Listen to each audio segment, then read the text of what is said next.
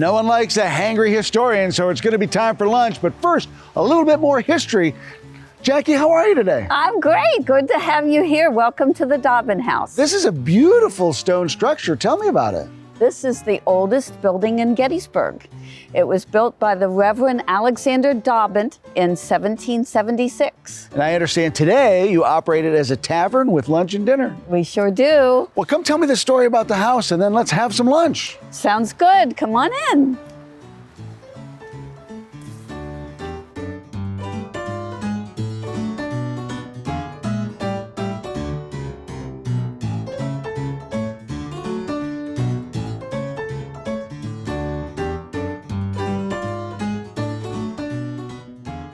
So this is a magnificent house. It's been just fun to kind of explore all of the nooks and crannies and the ambiance.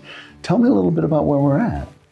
You are in Gettysburg at the Dobbin House, which is now a colonial tavern. But it wasn't originally. Originally, it was the home of Reverend Alexander Dobbin. And he came to America from Ireland and built this house in 1776, which makes the Dobbin House the exact same age as the United States of America. Oh, well, you got a happy birthday coming up then. Yes, we do. In 2026, America, the United States, and the Dobbin House will be 250 years old. Oh, wow, congratulations. So this house was built while just about 80 miles away, they were writing and voting on and signing the Declaration of Independence. So it's got real colonial revolutionary roots to it. Very much so. So tell us about Reverend Dobbin. Who was this fellow? That's a good question. Reverend Dobbin was, again, from Ireland. He actually went to school in Scotland at the University of Edinburgh and the University of Glasgow. And the history of the people in this area were mostly Scots-Irish. They were being really tormented by the English. And so when William Penn started advertising throughout Europe, come to my new land, I call it Pennsylvania, and I will give you cheap land and you can worship however you please. This was a big thing at the time. So thousands of immigrants came to Pennsylvania in America. And when there were enough of them in this area, they put out the call for a minister. Being Scots-Irish, they were mostly Presbyterian. And Reverend Dobbin answered the call. Now, he comes and puts that college education of his to good use by creating schools and really doing a lot for the local folks here to really turn this into a community. He really did. He was an immigrant, plain and simple, but when he got here, he worked really hard. He helped to create the town of Gettysburg. Actually, he was the first one to call it that, so to speak. In 1787, he had to fill out a certificate for the state for a wedding that he had performed. And for location, he put down Gettys Town.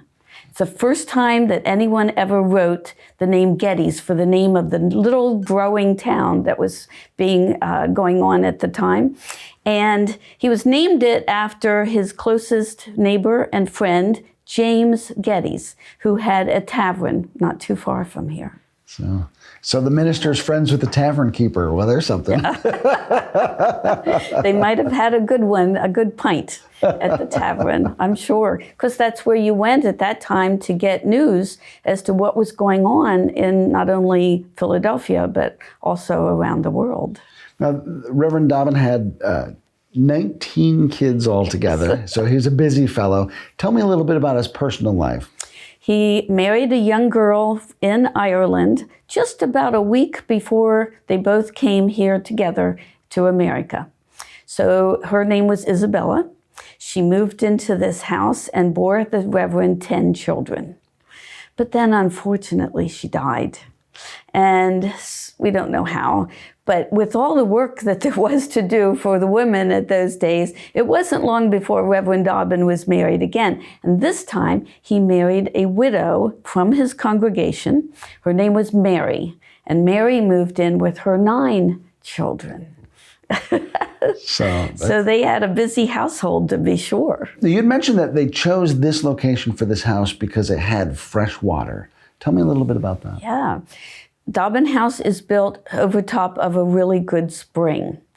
And so they would have indoor water, which was really nice at the time. But now today, you can still see the original spring water and where Mrs. Dobbin got all her water. And that spring runs so good that we have a sump pump to pump it out to the storm sewer. We actually have to have a generator on the sump pump, because if the electricity would go off long enough, it would overflow and would flood the basement. So you still have fresh, clean water today? Yes, we do. Mm-hmm. Now, as you showed me, you took me down to show me the spring. You also showed me another really interesting feature of the house, and that's where they had used this as a stop on the Underground Railroad. Mm-hmm. Tell me the story of that and how this became a stop. When Reverend Dobbin died, and that was in 1809, the house didn't go to his widow because it didn't work that way back then. It went to his oldest son, and that was Matthew. Matthew was an ardent abolitionist, and he wanted the Dobbin House to be what they called a station on the Underground Railroad. So he built a little addition onto the house, and when he did, he put about a 3-foot crawl space between the first and second floor. And if you didn't know it, you would never know it was there, because it has shelf that looks like kitchen things when you open the cupboard door, but the shelf is on rails and it slides back. So Reverend Dobbin would have these runaways, these enslaved people, crawl into this space, close the shelf, close the cupboard doors. If a bounty hunter came by, and we're close to Maryland. Maryland is a slave state. There's a lot of people moving through here. And nobody would know that these people were being hidden.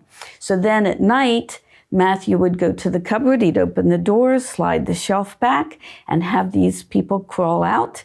And then he would give them directions to the next station or safe house. Wow. And how long did that go on for? It went for about, I would say, 20, 30 years. Wow. Mm-hmm. Wow. So then eventually the Civil War shows up on the doorstep of the Dobbin House. Yes. What role did the house play during and after the battle? The house had subsequent owners after Matthew Dobbin, and the owners basically didn't live here. They rented the house, which is good for me because they never fixed up the house. So all the woodwork and the walls and things are pretty much original. Wow. But it was some folks called John and Elvira Ziegler who lived here during 1863 at the time of the battle. Of course, John Ziegler's not here because he's away like all the other men serving in the Union Army someplace. So Elvira's here to take care of this great big farm and the barn animals, everything all by herself. Well, on July 1st, she would have seen Union soldiers coming right in front of the Dobbin House. And they were all headed northwest, and they ran into the Confederates. It wasn't a planned battle. And the fighting began. It was only about a mile from here. So Elvira would have been able to hear all the sounds of battle, the artillery going off, and the thousands of muskets, and men shouting orders, and bugles blowing, drums beating. She would have known there's a battle right here in her own hometown. She probably grabbed her 5 kids and ran down to the basement as fast as she could. Well, July 2nd, there were some Union soldiers who were occupying the Dobbin House. The Confederates occupied the entire town of Gettysburg, and they actually stormed these. It was the 55th Ohio Regiment that were in the Dobbin House. They stormed the house and they captured about a dozen Ohio boys that were here. But then the lieutenant from the 55th asked for volunteers to come back and take the Dobbin House back, which they did. And then it was in the Union hands for the rest of the 2-day battle. Because we're sort of like right on the edge of town. The Dobbin House was in a no man's land with the Confederates occupying the entire town, and the Union occupying Cemetery Ridge, just on the other side of the Dobbin House. Now, in November, of course, Gettysburg gets a very famous visitor and becomes famous again. Abraham Lincoln comes to town. What role did the Dobbin House play in that? The route that President Lincoln took from the square, the center of Gettysburg, down to the National Cemetery, which was the first national cemetery in the United States, took President Lincoln right in front of the Dobbin House. So the people that lived here at the time probably stood on their little balcony and waved to President Lincoln, and I'm sure he waved back to them. Yeah. So fast forward to contemporary times. You've got a wonderful connection to this house. You'd mentioned it had gone through a succession of owners, and then suddenly it ends up in your lap, but there's a neat historical connection as well. So I'm buying a lot of the antiques and the different things that I'm going to be putting around the Dobbin House. And we decided to dig out the basement a little bit and create another room for a authentic colonial tavern. So we need a bar. So somebody tells me about one in an antique shop. So I go to see it, and I fell in love right away. It was 17 feet long. It's hand carved out of chestnut wood. You can't even get that anymore. And it was made in the early 1800s. I said to the antique dealer, "Where did you ever get a bar like this?" He told me that he had been to an auction.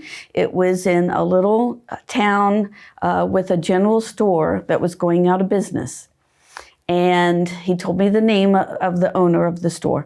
Well, my heart took a flip because my ancestors were from that little town, and they owned a general store, and my maiden name was the same name as the owners. So if I turned around and said to my grandfather, "You need to come into this and see if you recognize this tavern bar." And he did, he recognized it, and he told me that it was built by my great-great-great-grandfather. Wow, that's stunning. It's back in the family again. We're thrilled to have it. Oh, wow. Now, you had mentioned earlier that the tavern was a place that people in the community came for news, to exchange information. And so you've restored the building to kind of recapture that feel. Tell me about, the ambiance that you've created and what you're doing with the house today to evoke that sense of history. We invite people to come into the Dobbin House and to sit, to drink, make merry, and relax, have a good time. And we serve lunch down in the tavern. And then dinner, we serve throughout the whole house, including the upper 2 floors. And so we actually have on the 3rd floor some recreated tester beds. So at the Dobbin House, you can actually have dinner in bed. Oh, wow. You'll have to see those. That's a lot of fun. Believe it or not, those are our most requested tables. Oh, wow. But we're open every day, and we're in Gettysburg, so we get a lot of history-minded people, and we love to have them. Now, I understand you're cooking up something yummy for lunch for me. What do you guys specialize in? I would say our most well-known dish is our French onion soup, because we call it King's onion soup. And there is a secret to it, but I can't tell you what. I understand. And of course, Adams County being a big producer of apples, you have any apple pie perhaps? Oh, absolutely. Yes. Adams County is one of the largest little counties in the country for apple production, but we are the largest on the East Coast. Wow. But we also have about 23,000 acres of peach and pear and plum, all different kinds of fruits that are sent all over the world from here. Ooh. Life is short, eat dessert first. You're right. Well, I'm excited to go taste some of these fantastic menu items. Thanks for spending some time chatting with me, and I can't wait to get to the dining room. Come on, we'll take you over. We're all ready for you. Oh, thanks so much. Thank you for being here.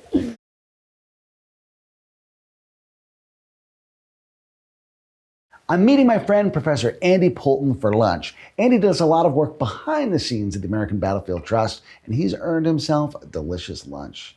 Andy, it's great to see you, man. Hey, Chris. I gotta say, I've probably been to Gettysburg hundreds of times with Gary and the rest of the Trust team, and I don't think I've ever had a sit-down lunch that's gonna be as nice as this. This is going to be absolutely first class, and I am assured it is the best lunch in town. Wow. Well, that's saying a lot because Gettysburg's got a lot of restaurants now. They do. We'll see. So one of the house specialties is the French onion soup. I'm going to start there because you always start with your soup before your entree. It smells fantastic. Look at that melted cheese. This is the thing that they are best known for here at the Dobbin House. Oh my gosh, that is wildly delicious. You can see that steam. Yeah. Lots of just great flavors going on here, great aroma. Now here's the secret. I don't like French onion soup. Oh, a little bit of a twist. This is delicious. Wow. This is crazy delicious. Stacked up pretty high there with the beef. Looks good. That looks great. First bite, I'm gonna go, actually no, first bite, I'm gonna go with the juices.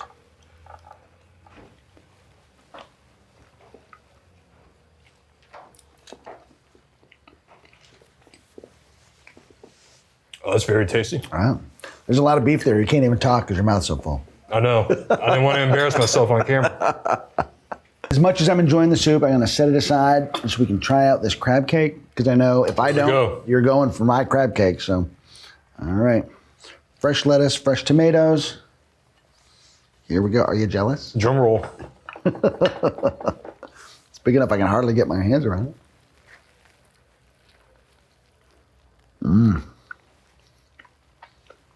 That is good. Good? That is good. Next time I know. Yep. I'd say Marylander, eat their crab cake. Okay. Lunch has been fantastic and the best is yet to come. Mike is about to bring us dessert. Oh, man. Oh, thank you, sir. A la mode. Appreciate it very much. Anything to go with those? Think we're good? We're in good shape. Enjoy. Thank you. I had no doubt you were going to get ice cream with yours. Ice cream and apple pie go together like salt and pepper, peaches and cream. So that looks fantastic. It does. So pecan pie is my favorite. When I was a kid, my grandmother would make us pumpkin pie for Thanksgiving, and she would make pecan pie for the adults. And one day I had the pecan pie and I never went back. I was like, I don't want that pumpkin anymore. That's magical stuff. Looks like it's got great consistency to it. Oh, wow. I'm going to stop talking about your pecan pie because this apple is outstanding. All right, we're going to keep shoveling food in our face and get through this. Andy, it's always a pleasure to break some bread with you. You do great work, and it's nice to be able to sit down and enjoy a meal with you. Of course, Chris, same to you. We're always usually so busy when we're with each other. It was nice to just sit down with you. I've got to go walk some of this off, so we're going to finish up and then back out to the field.